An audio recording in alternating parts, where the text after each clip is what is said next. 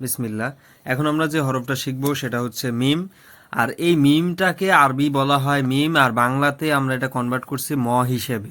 তো মই ধরেন, মিম না ম।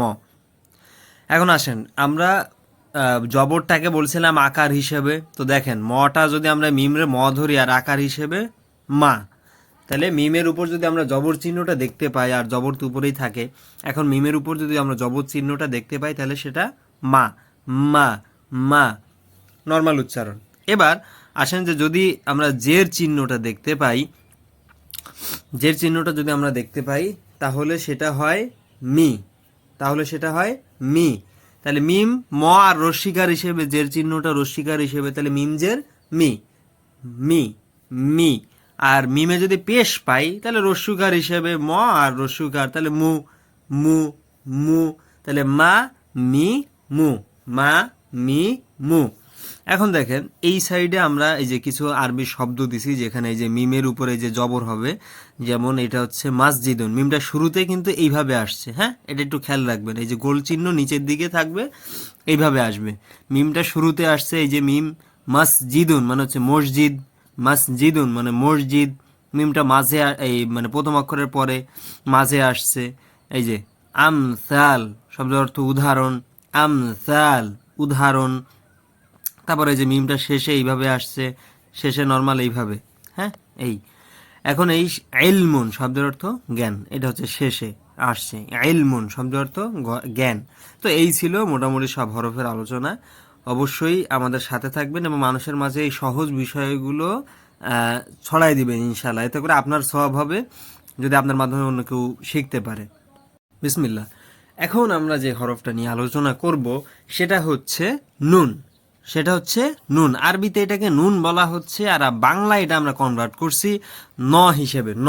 তাহলে নুন না, আপনি নই ধরেন। এখন এই ন এর উপরে যদি আমরা এই যে জবর চিহ্ন পাই, আরবিতে জবর চিহ্ন কিন্তু শুধু উপরেই থাকে, জবর মানে এই যে আকার হিসেবে, ঠিক আছে?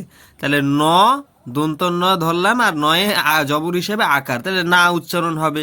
তাহলে নুন জবর না হবে, নুন জবর না হবে। এই নুন জবর এগুলোও বাদ দেন, আপনি শুধু এই ক্যাটাগরিটা খেয়াল রাখেন যে নুনের উপর এরকম থাকলে না, নুনের উপর এরকম থাকলে না।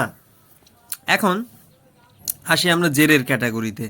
এই যে নিচে এই জের চিহ্ন হচ্ছে অক্ষরের নিচে থাকে। হ্যাঁ, অক্ষরের নিচে হচ্ছে জের চিহ্ন থাকে।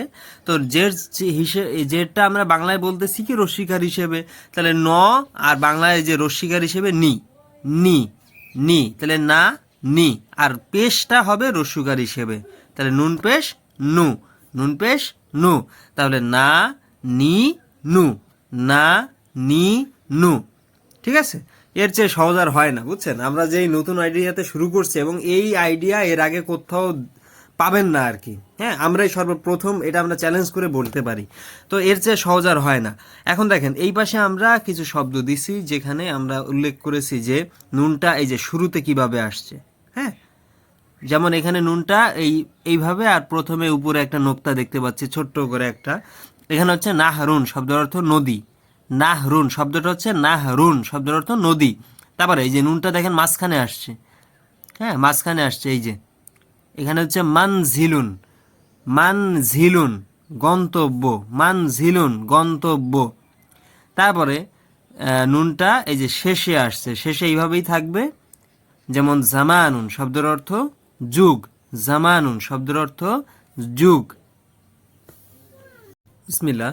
এখন আমরা যে হরফটা নিয়ে আলোচনা করব সেটা হচ্ছে ওয়াও, সেটা হচ্ছে ওয়াও। ওয়াও ধরেন কোন একটা আশ্চর্য বিষয় দেখলে আমরা বলি না ওয়াও। হ্যাঁ, এই হচ্ছে ওয়াও। আরবিতে এরকম একটা হরফ আছে যেটাকে আমরা বাংলায় একটু বলতেছি কি ওয়া, ওয়া এরকম হিসেবে। হ্যাঁ, ওয়া। এখন দেখেন ওয়াও এর উপর যদি এই যে জবর থাকে, তাহলে ওটা ধরছিলাম আমরা কি জবরটা আকার হিসেবে, তাহলে ওই ওয়া ওয়াই থাকবে, ওয়া ওয়াই, শেষে আকার আছে ওই আকার হিসেবেই থাকবে, ওয়া ওয়াই থাকবে। ওয়াও জবর ওয়া, ওয়া, ওয়াও জবর ওয়া, ওয়াও জবর ওয়া। এখন দেখেন যদি আমরা জের চিহ্ন পাই তাহলে রস্যইকার হিসেবে, তাহলে ওয়াউজের উই, ওয়াউজের উই, ওয়াউজের উই, উই। মুখটা কিন্তু গোলাকার থাকবে, বুঝছেন? উই, ওয়া, ওয়াটা হচ্ছে মুখ গোলাকার থেকে একটু ছড়াই নেবেন, ওয়া। আর ওয়াউজের উইটা হচ্ছে উই, মুখটা গোল থেকে নিয়ে মানে আলাদা করে দিবেন, মানে ছড়াই আনবেন, গোল থেকে নিয়ে ছড়াই আনবেন, উই। আর উ, ওয়াওয়ে যদি পেশ চিহ্ন থাকে তাহলে রস্যুকার হিসেবে, তাহলে উ, ওয়াও পেশ উ, ওয়াও পেশ উ, ওয়া, উই, উ। এবং এই সাইডে দেখেন আমরা শব্দে ওয়াওটা শুরুতে কিভাবে আসে, ওই একই রকম, বুঝছেন, এরকমই থাকবে, এই ঢেউয়ের মতো। হ্যাঁ, এই শুরুতে আসছে, যেমন এটা হচ্ছে ওয়ালাদুন মানে হচ্ছে ছেলে, ওয়ালাদুন মানে ছেলে। দ্বিতীয়টা হচ্ছে নাউমুন, নুন ওয়াও মিম, নাউমুন অর্থ ঘুম। তৃতীয়টা হচ্ছে আফউন, আইন ফা ওয়াও, শেষে ওয়াওটা আসছে, আফউন মানে ক্ষমা, আফউন মানে বিসমিল্লাহ। এখন আমরা যে হরফটি শিখব সেটা হচ্ছে আমাদের এই হা, যেটার একটু ধরনগুলো এক এক সময় এক এক রকম হয়, ঠিক আছে? তো বেশি চিন্তার কোনো কারণ নাই। হাটা দেখেন এই শাপলা ফুলের মতো হইতে পারে, আবার কখনো কখনো এই চাইরের মতো হইতে পারে, আবার কখনো কখনো এই যে এরকম হইতে পারে যে আল্লাহ হু, আল্লাহ হু এর শেষে যেই হুটা, এরকম কয়েক ধরনের হতে পারে। হ্যাঁ, তো দেখেন এখানে আমরা এই সাইডে দেখাইছি অবশ্য। তো আগে আমরা দেখি এই সাইডের উচ্চারণগুলো কেমন হবে। যেমন হায়ের উপরে যদি জবর চিহ্ন আমরা দেখি, তাহলে হা, হ এর সাথে আকার হিসেবে হা, হাই থাকবে, হা, হা জবর হা, হা। এবং এই হাটা কিন্তু একদম উচ্চারণ আর কি, শক্ত উচ্চারণ, হা, ভিতর থেকে হা, শুধু হা এরকম না, হা, হা। এখন দেখেন হা, হায় জবর থাকলে হা, হায় যদি জের চিহ্ন আমরা দেখতে পাই তাহলে হি, হি, হি। আর হায় পেশ যদি পাই রস্যকার হিসেবে হু, হু, উ, উ উচ্চারণটা, তাহলে হা, হি, হু, হা, হি, হু। এবার এই সাইডে দেখেন যে এখানে আমরা হাটা শুরুতে কিভাবে আসছে এটা দেখাইছি। হ্যাঁ, এটা হচ্ছে মাঝে চাইরের মতো করে থাকবে, আর এটা হচ্ছে শেষে, আল্লাহর শেষে যেরকম হা আছে এটার শেষেও ওই রকম। যেমন এই শব্দটা হচ্ছে হাওয়া উন, শব্দের অর্থ বাতাস, হাওয়া শব্দের অর্থ বাতাস। জাহলুন শব্দের অর্থ মূর্খতা, জাহলুন শব্দের অর্থ মূর্খতা। তারপর ওয়াজহুন শব্দের অর্থ চেহারা, ওয়াজহুন শব্দের অর্থ চেহারা। বিসমিল্লাহ। এখন যে আমরা হরফটি নিয়ে আলোচনা করব সেটা হচ্ছে আমাদের হামজা। এখন এই হামজা এবং আলিফ, আলিফ এবং হামজা এর মধ্যে খুব সূক্ষ্ম একটা পার্থক্য আছে, যে যখন আলিফের উপর হরকত থাকে বা আলিফে মানে আলিফে যখন জবরজের পেশ থাকে তখন সেটা আর আলিফ থাকে না, তখন সেটা হামজার মতো উচ্চারণ হয়, হামজা হয়ে যায়। যেমন দেখেন আমি পরে একটু কথা বলতেছি, এগুলো অত কঠিন কিছু না। দেখেন এখানে হামজা এর উপরে যদি জবর চিহ্ন আমরা পাই তাহলে হামজা আ, হামজা আ, আ মানে আলিফের উচ্চারণটাই আ, আ, আ। হামজা জবর আ, মনে করেন কেউ একটা চিমটি দিল, আ করে উঠলেন, এই হামজা জবর আ। আর যদি জের চিহ্ন নিচে যদি এই চিহ্নটা পাই, নিচে নিচে যদি পাই তাহলে সেটা ই, ই, ই, আ, ই। আর যদি পেশের উপরে এই যে উপরে যদি এই চিহ্ন পেশ পাই তাহলে উ হিসেবে উ, উ, আ, ই, উ, আ, ই, উ। এবং এই সাইডে আমরা এই যে দেখেন শব্দগুলো দিছি যে এই যে হামজাটা শুরুতে আসছে, হ্যাঁ, এই আলিফ আছে উপরে একটা এই আছে, এখানে হচ্ছে আরদুন, আরদুন।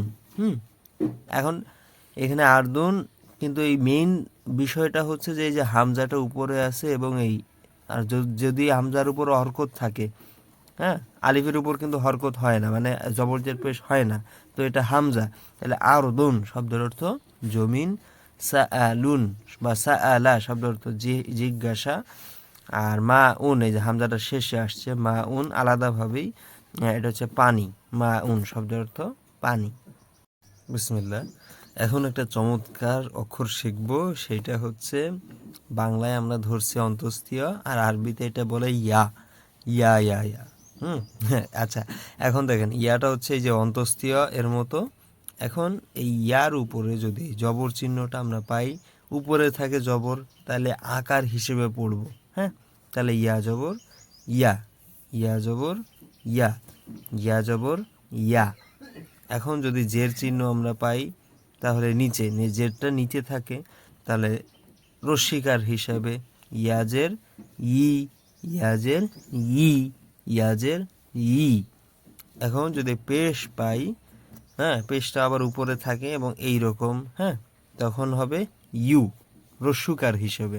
তাহলে ইউ, ইয়া পেশ ইউ, ইয়া পেশ ইউ, তাহলে ইয়া ই ইউ, ইয়া ই ইউ, ইয়া ই ইউ। এখন এই সাইডে দেখেন যে আমরা কয়েকটা শব্দ দিছি যেখানে ইয়াটা শুরুতে আসছে। মেইন বিষয় কি যে ইয়ার নিচে দুটো নোক্তা এভাবে থাকবে, এটাই হচ্ছে মেইন দেখার বিষয়। অথবা এই শেষেরটা লক্ষ্য করেন, এই দুই পদ্ধতিতেই ইয়াটা থাকে। তাহলে এখানে যেমন ইয়াদুন শব্দের অর্থ হাত, তারপর হচ্ছে এখানে হচ্ছে বাইতুন, ইয়াটা মাঝখানে আসছে, হ্যাঁ, বাইতুন শব্দের অর্থ বাড়ি, এবং কুরসিয়ুন শব্দের অর্থ চেয়ার, কুরসিয়ুন শব্দের অর্থ চেয়ার।